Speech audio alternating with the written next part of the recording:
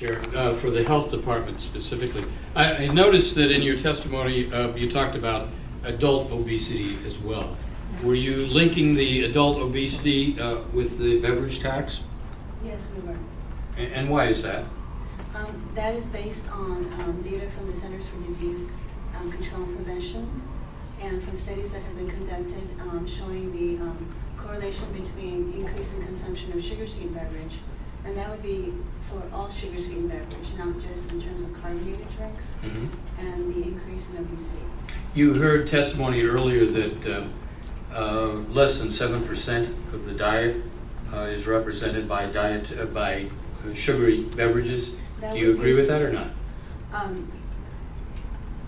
I have not seen the results of that study, but I have other studies that speak to the broader definition of sugar-sweetened beverage. So if we look at what's available to us as consumers, there are a lot of beverages now available, a lot of products that are sweetened, from teas to coffees to smoothies. And what does your study show, if you don't know about that 7%? What does your study show? What is percentage? That is that, and that's what had been quoted in my testimony in terms of the consumption.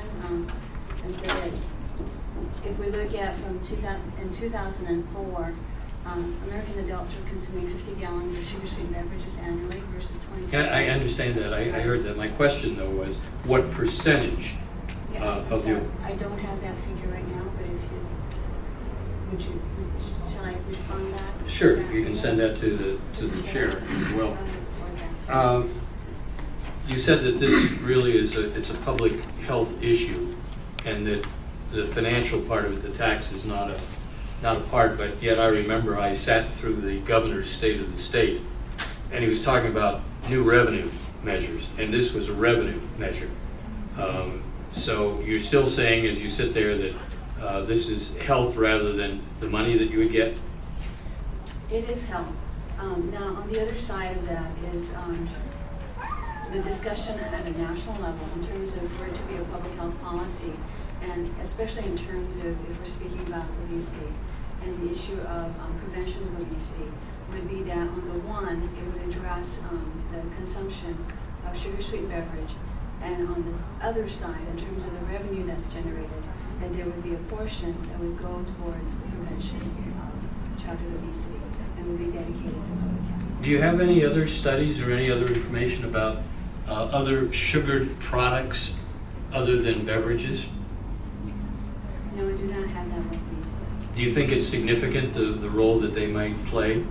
Yes, in fact, in terms of our cooperative agreement with the Centers for Disease Control and Prevention, what is termed as energy-dense foods that has low nutritional value is another target area of focus that we have in our cooperative agreement with the CDC. So we consider, and that's a whole to say energy-dense foods. But if we consider, in terms of foods that we would eat, that's dense in energy, but that has low nutrition value, yes, those are also deemed as contributing to obesity issue. And as you know, beverages, sugared beverages, even non-sugared beverages, are already subject to two taxes, the state general excise tax and the beverage tax.